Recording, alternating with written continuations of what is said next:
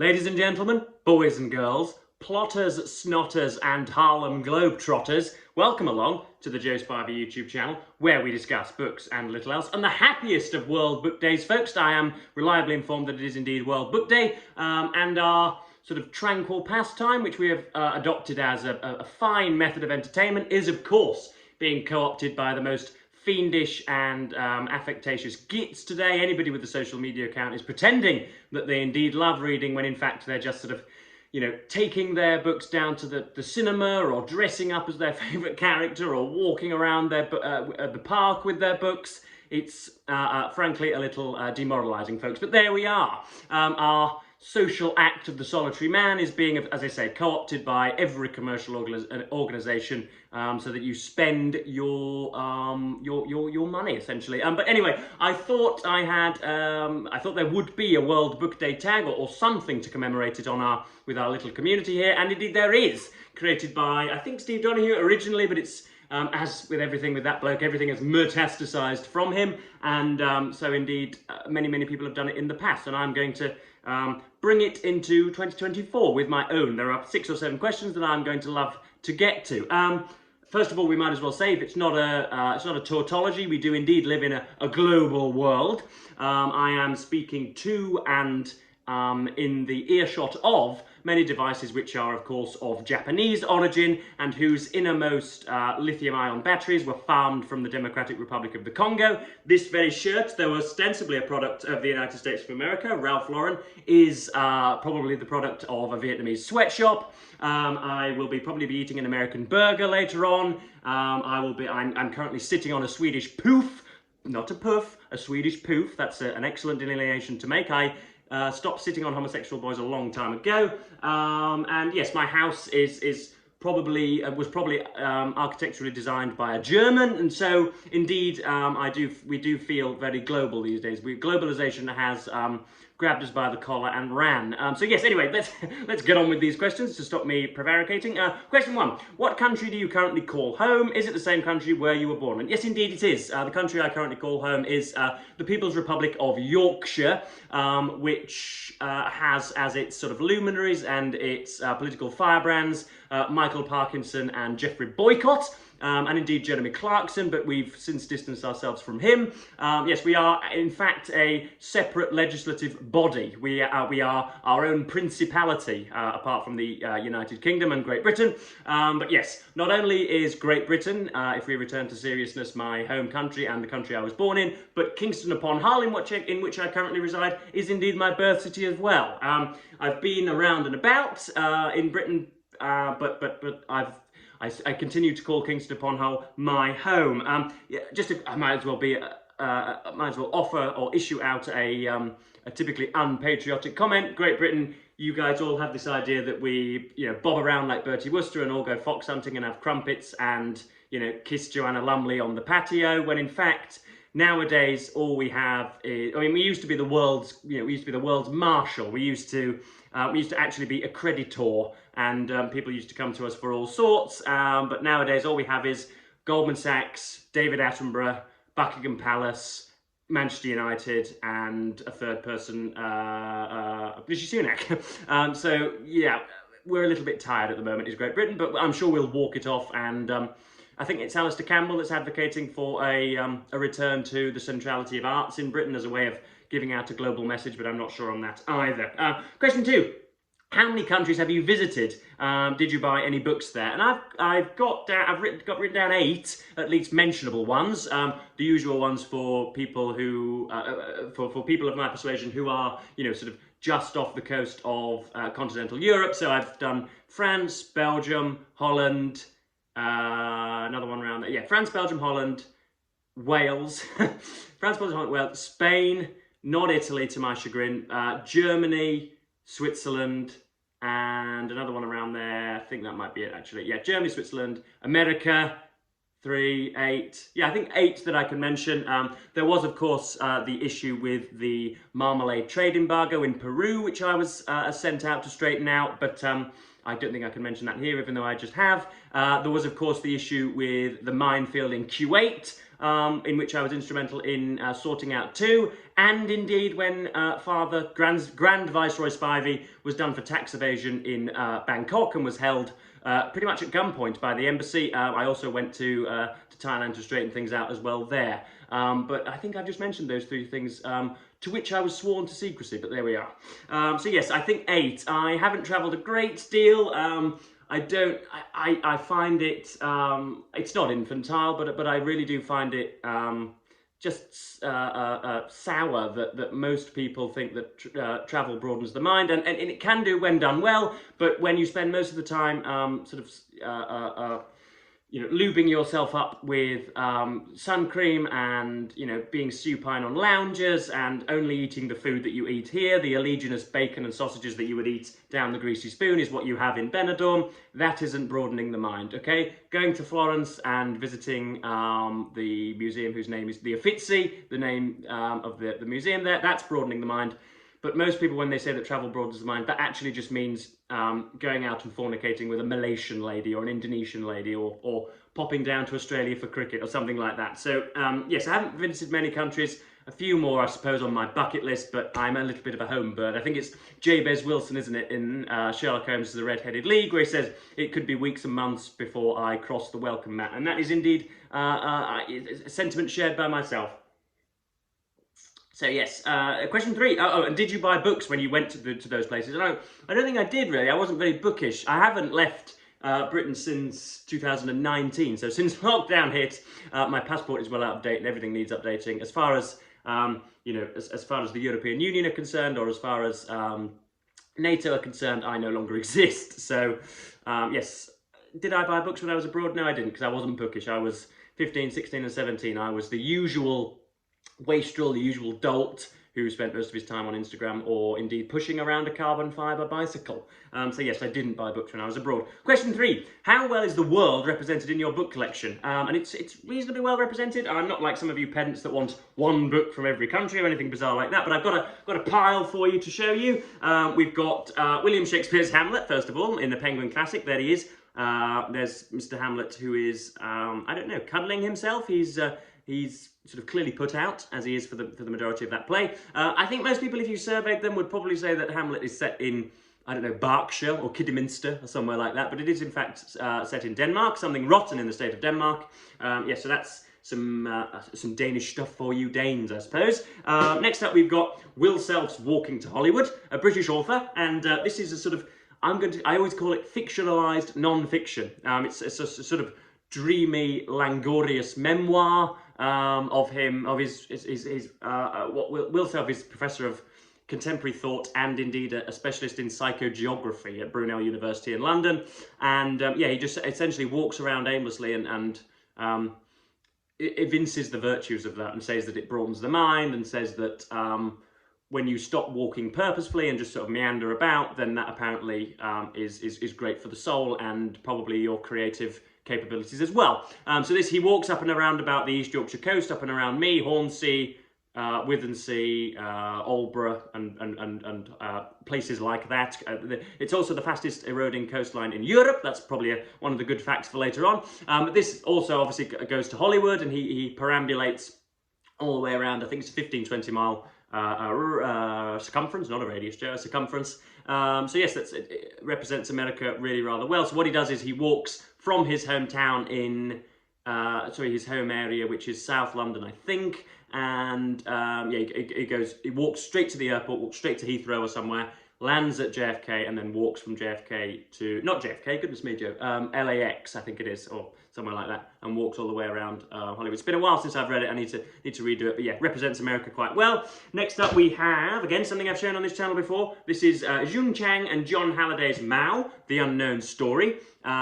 This was a very, very nice, I don't think I ever quite got to the end of it. I think I read maybe 2/3 or whatever.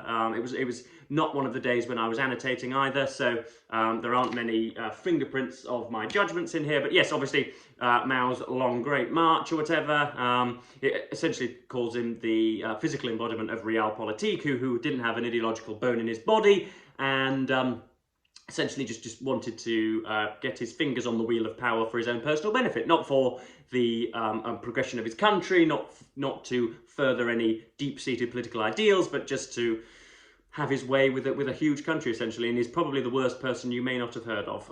But most of my subscribers are discerning, and therefore you will, of course, have heard of Chairman Mao Zedong. How dare you be so supercilious? But yes, this represents China quite well. So yes, I thought I'd bung it into the collection. Next up, again, something I've dedicated an entire review to is Adam Zamoyski's 1812, Napoleon's Fatal March on Moscow. It covers bits of France and Paris and the sort of palatial Versailles surroundings, and of course the utter snow-riddled depravity of some of Napoleon's soldiers through his ill-fated march on Moscow and everything that spurned from that. You get decent looks at the Cossacks and some of the Russian peasantry that were essentially stealing from both sides. You learn all about the topography of the land and how the frozen lakes played a part. And yeah, if you haven't seen it already, I did in when will it have been? Will it have been Non-Fiction November? It could well have been. So in November, I did a review of this, so I can't be bothered to link it, folks. I'm far too technophobic for that. But yes, I did a whole review on this and remember absolutely loving it. So that's a bit of Russia there as well. We have next up, I've forgotten which country this is set in, but it's I can get the area for you. It's in the Middle East type. This is 1,000 Splendid Suns. Khaled Hosseini won an awful lot. I think it's probably Afghanistan, I want to say, where indeed, that's awful ignorance, that, isn't it? Where were the Taliban operating? When the Taliban take over, life becomes a desperate struggle against starvation, brutality and fear. So, were the Taliban in Afghanistan? This is awful. I really should know this, but I don't. So I'm trying to sort of puzzle my way through it live on camera, which isn't propitious at all. But yes, this is, 1,000 Splendid Suns. Tearjerker. Anybody that cries at books will probably cry at this. A young lady goes through just, again, utter depravity and she hasn't got a hope in the world. So that's the Middle East covered. And then finally we have, if I will cover the demonstrably heinous insignia on the front here, we have William Shearer's Rise and Fall of the Third Reich. Hopefully YouTube won't pick up on the fact that I am parading a swastika on my camera. But yes, this is Shearer's look into the rise and premiership and inevitable fall of history's most ruinous maniac. A complete git, and all of the apparatus and preconditions that allowed him to come to power with Hindenburg and von Papen, and then everything that the war brought, and the fight on the two fronts and all of that. It's a huge, huge thing. Again, I did a 4-part review of this, so this encapsulates Germany and the Anschluss and all of the Sudetenland as well. So you get a great good overview of Europe. I think it's about 1,200 page stonker that will leave you wanting not to read history for a little while. So yes, that's how well some of my bookcases represent the world. Question 4, how many works in translation do you currently have, not including the canon? That's a key caveat, because I've got plenty of Kafka, plenty of Dostoevsky, plenty of Tolstoy, plenty of Flaubert, plenty of, 1 or 2 books on Proust, and all sorts of other bits of translation. So without it being from the canon, this is a rather skinny list, folks. I've found 2, believe it or not. Again, something I've mentioned on the channel before, something I read in the summer, which blew me away. This is M, Son of the Century, written in Italian originally by Antonio Schierati, and translated by Anne Milano Apple. Or Appel. So yeah, careful with the stresses on the surnames there, Joe. So yes, this blew me away in I think August, September, pre-BookTube. And yeah, it's what is it? It never lets you. It obviously romanticizes fascistic takeover a little bit, as all decent histories do, because there is, contrary to popular opinion, a huge draw for one unquestionably heinous leader to rule a country that is exciting and, sort of energy-inducing and energizing, and so Schierati never lets you off the wrestling mat for one moment, but then never lets you forget also that this was a horrible philanderer, a complete brute of a man who shouldn't have been trusted with the painting of his own garden gate, let alone one country. And yes, this is translated in by Anne Apple. It's a sort of quite a big thing. Again, no annotations in this, so I must have been just sort of, I don't know, I must have been in the Wild West that week. I can't imagine now reading a book without a pencil in hand. So yes, that's Antonio Scarlatti. This is part of a tetralogy, and I don't know whether Anne has been given the rights to translate any of the others, but I surely hope she does, because I think Scarlatti's onto his 4th volume by now, the 3rd or 4th volume. So we're very much in the dust, and we need more out, Miss Apple. So if you are watching, then you know, jolly well pull your sleeves, roll your sleeves up, and get translating for us. And also another one is Michel Foucault's The Order of Things, an archaeology of the human sciences. If you're putting Michel Foucault in your canon, then you need to be shot from one, frankly. This is a French philosopher slash sociologist, a great friend of the radical left, blue-haired, latte-swilling wokerati that bedevil many university campuses these days of tertiary education. And yeah, I mean, what does this do? The opening section's all right. It essentially says every single hierarchy that comes to mind is sort of ordered arbitrarily. So the reason that somebody is first in a list compared to somebody that's 27th in a list, it's completely random how that is organised, which is obviously, demonstrably, and laughably untrue. It may well be that some economic hierarchies are distributed quite arbitrarily, and that you know, it seems to be that some people are rich and some people are poor purely by happenstance of their birth, but most hierarchies actually operate via competence. And this was probably because Mr. Foucault was sort of rather disaffected himself. He was what we would probably archaically term a weirdo in every single sense. He found himself completely apart from everybody, socially, sexually, economically, intellectually. Everything that sprang into this man's mind came from resentment of other people's popularity or their place in the world. A complete outsider, that's the word I'm looking for, a complete outsider that turned his hand to philosophy, and regrettably so, because he has inspired so much of what goes on nowadays. Piers Morgan and Chris Williamson and Jordan Peterson and Sam Harris, all of them sort of clutching up their goiters, thinking where on earth it was that the woke ideology first sprung into being. Just have a look at this guy, have a look at Jacques Derrida, have a look at Michel Foucault, have a little bit of a look at Marx, and a little bit of a look at Saxo Klein, is it? The pharmacologist. Have a look at those guys and you'll see where it all comes from. So that's the 2 works in translation I have that aren't from the canon. Tell us some weird facts about your country. This video is long, isn't it? It's going to be well in excess of 25 minutes. But yes, I've got a few. One of them, I had to check this 3 or 4 times on the internet just to check that it absolutely was the case. It's to do with libel law in this country. So, for example, if I am a jobbing scribbler, and I think that one particular organisation is underpaying its workers, and the owner of that company actually has 4 or 5 women locked up against their will in his basement, who are nothing to him but sex slaves. If I write that in a newspaper, and he rings me up and says, "Look, buddy, we're both very busy people, and you know, I've seen what you've written. It could be seen to be defamatory.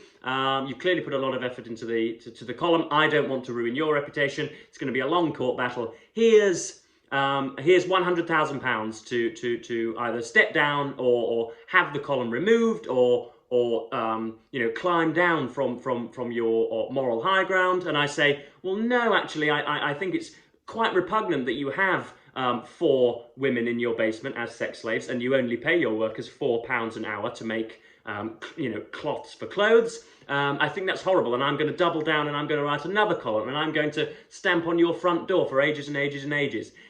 If I deny, if I forfeit that £100,000, or I do not claim it, and it is we are then taken to court for defamation and are proved to be correct. In other words, we win if it is proved that he does have 4 sex slaves in his attic, and in his basement, and he is paying his workers below the legal requirements. If that is proved to be correct, but the judge pays me less than £100,000, if, in other words, it says, well, you've been through an awfully ruinous state of affairs, you've had cameras in your face, goodness me, Joe, that must have been awful for a journalist to have written that column. Here's £80,000 as a result of the court case.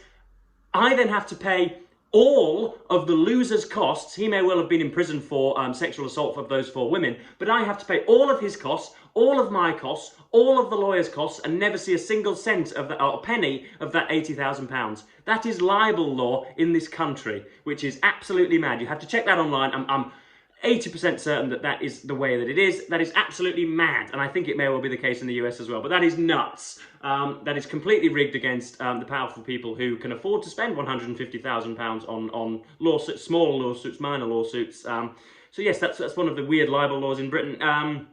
Next up we have, I've just written a few of these down, 165 million cups of tea are drunk on a daily basis. I contribute 1 or 2 to that at least.